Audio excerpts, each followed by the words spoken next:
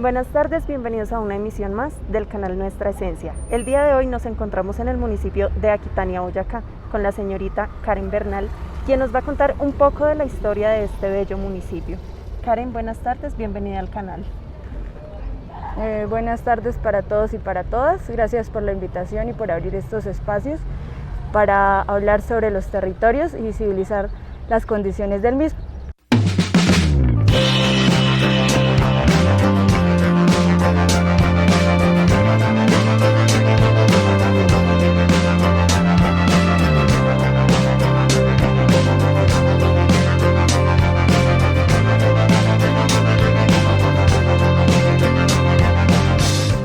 Bueno, Karen, cuéntanos pues un poco de la historia del municipio. Sabemos que acá es un territorio muisca, entonces pues queremos que nos cuentes, que nos des la información.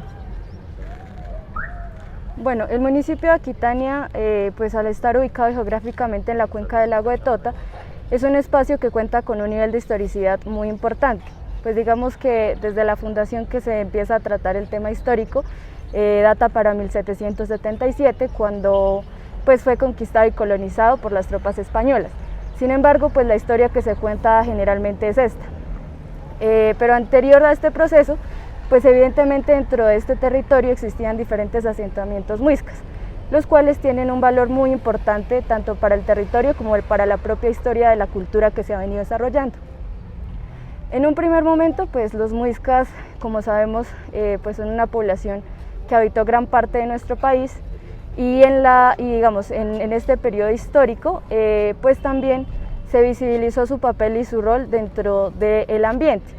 Al estar ubicados en la cuenca del lago de Tota, el lago significaba para los muiscas una de las condiciones sagradas y divinas más importantes, ya que no solamente pues permitía la vida, ya que como sabemos el agua es vida, sino que también pues era un espacio que a través de la demostración por ejemplo de la mitología como es Bachué, se empezaba a representar en diferentes partes de la territorialidad.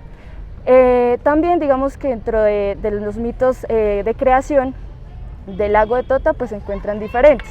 Hay un mito que es muy importante dentro de la cosmovisión muisca y precisamente sobre todas las condiciones que se han generado a través de las tradiciones andinas, es precisamente que el lago de Tota y la condición climática tiene una visión muisca muy importante, ya que según la mitología esta zona en un principio era muy desértica, era árida, precisamente pues no permitía temas como la agricultura, la ganadería y otras actividades productivas de las poblaciones. Entonces se dice que había un gran hueco en la mitad del territorio y de este hueco pues salía cuando había luna salía una bola de fuego. Entonces esta bola de fuego lo que hacía era pues arrasar con todo lo que estaba a su paso y precisamente por eso esta zona pues era tan desértica. Llega pues un espíritu muisca que es muy importante dentro de toda la cosmogonía y hace un pagamento. Entonces este pagamento fue una esmeralda que cayó en este hueco que se ubicaba en el territorio y ese hueco, ese pagamento, cuando choca con la bola de fuego que se encontraba pues allí, empieza a brotar el agua. Entonces este es uno de los mitos sobre la creación del lago de Tota. Sin embargo, pues dentro de la cultura popular del municipio se encuentran otros mitos. Hay otro mito que es muy importante dentro de la cuenca del lago de Tota, el cual habla de una familia muisca que pues como sabemos dentro de los asentamientos existían los caciques, que pues eran una de las autoridades jerárquicas más importantes. Entonces estas autoridades jerárquicas le dijeron a una familia muisca que tenían una labor muy importante. Entonces les dieron una múcura llena de agua. Entonces la función que tenía esta familia era cuidar esa múcura.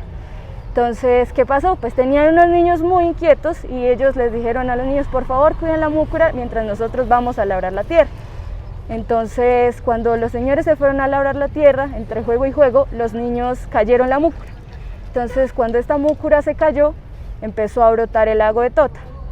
Y cuando brotó, entonces los padres se dieron cuenta que los niños habían roto la múcura y fueron a correr. Entonces cuando corrieron, evidentemente el agua los atrapó y así fue como también hubo la formación de las islas. Y pues este es otro de los mitos que hay dentro de la cuenca del lago de Tota, que se basan pues precisamente en la formación de este importante majestuoso lago y que brinda un nivel de importancia socioambiental y cultural dentro de la cuenca y dentro del municipio de Aquitania. También dentro de la tradición muisca pues encontramos diferentes situaciones, y es que pues digamos que históricamente y en la actualidad, después de los procesos de conquista y colonización, pues un problema directamente con la cultura.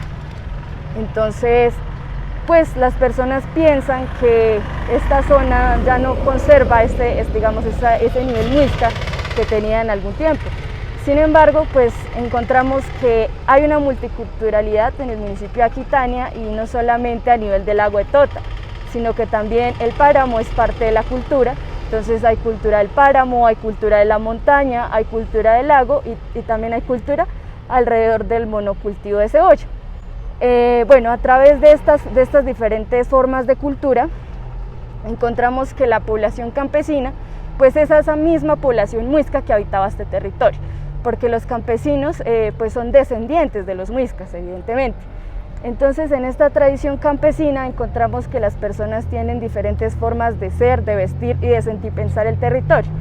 Entonces, al hablar de ello, por ejemplo, los modos de vestir son el reflejo de la montaña.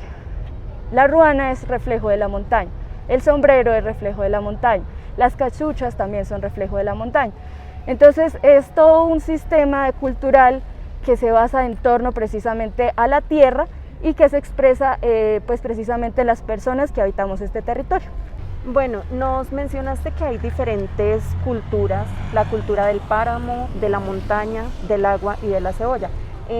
Pues quisiéramos saber un poco más sobre estas culturas y asimismo saber cuál es el proceso de cultivo de la cebolla, qué se lleva a cabo para lograr el producto. Sí, bueno, yo creo que hay que partir del concepto de cultura, ¿no? Entonces la cultura son todas aquellas costumbres y habilidades que tienen los pueblos, específicamente en un territorio.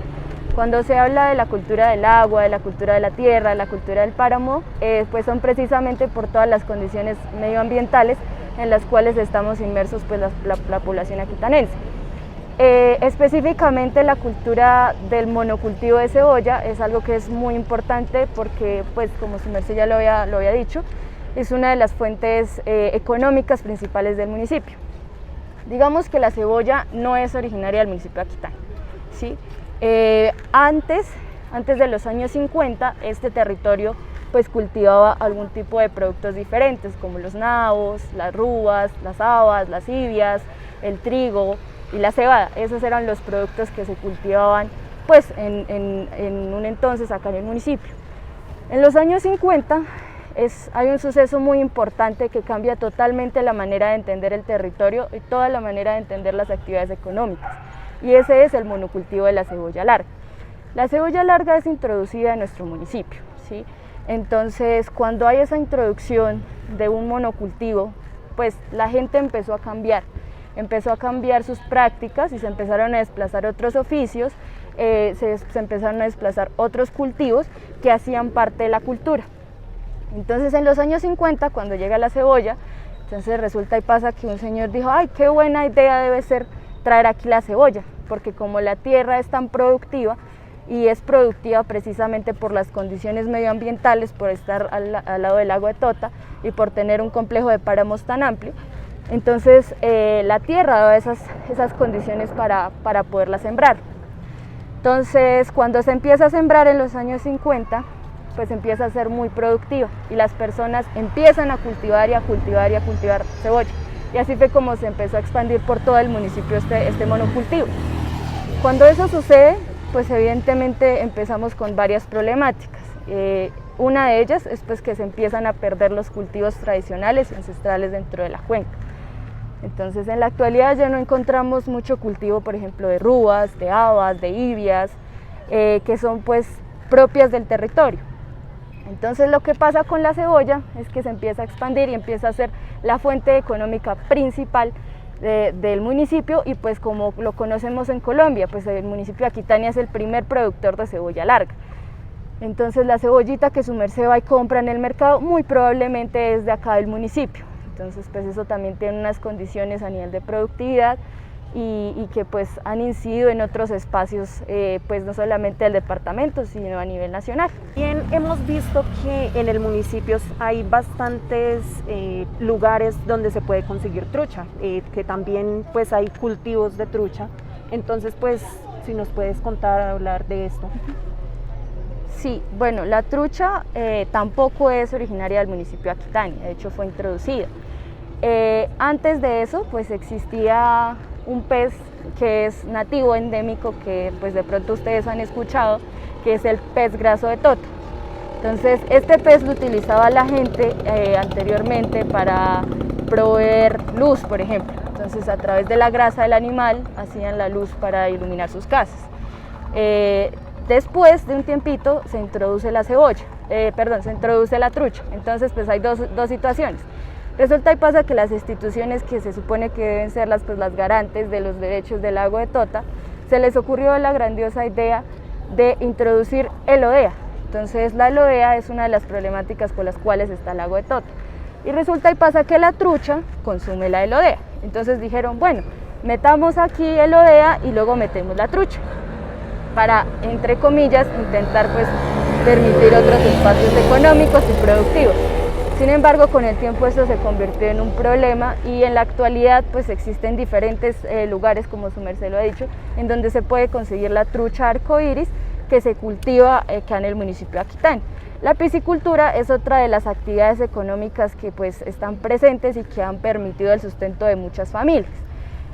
Al pasar el tiempo, la trucha arcoíris se convirtió en otro de los símbolos importantes del municipio, ya que digamos existen diferentes restaurantes, diferentes formas de preparación que identifican a la población aquitanense. Entonces su merced, por ejemplo, puede ir al restaurante y puede conseguir una trucha al ajillo, puede conseguir una trucha frita y diferentes preparaciones que se hacen a través pues de la trucha, que también se convierte en como en uno de los símbolos importantes del municipio. Bueno, otra pregunta que pues muchos tenemos es el cambio de nombre. Antes el municipio se llamaba Pueblo Viejo, ahora se llama Aquitania. Pues, ¿por qué se dio este cambio? Sí, bueno, antes de llamarse Pueblo Viejo tenía el nombre pues originario muisca, que era Guáquira. Entonces, después por decisiones precisamente de conquista y colonización, porque pues el municipio de Aquitania fue fundado por Gonzalo Jiménez de Quesada y por Juan de San Martín, que ellos venían dentro de toda la campaña colonizadora por el territorio boyacense.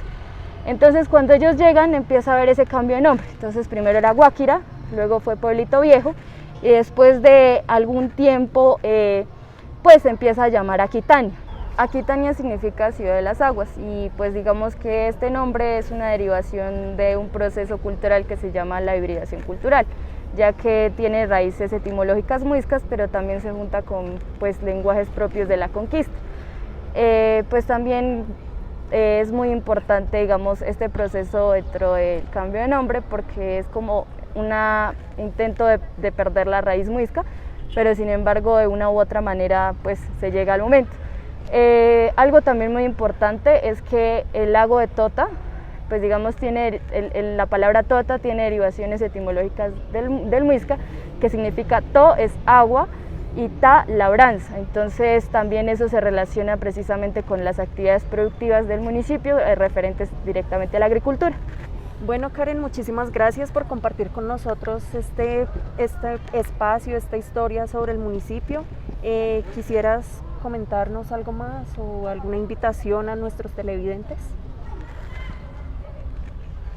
Pues yo creo que algo que sería importante resaltar es que precisamente parte del valor cultural de la población del municipio de Aquitania es la tradición que se produce a través de la oralidad. Entonces, pues en ese sentido también es muy importante rescatar diferentes mitos, relatos, poesías, mitologías que se gestan alrededor del lago de Tota y pues precisamente del municipio de Aquitania.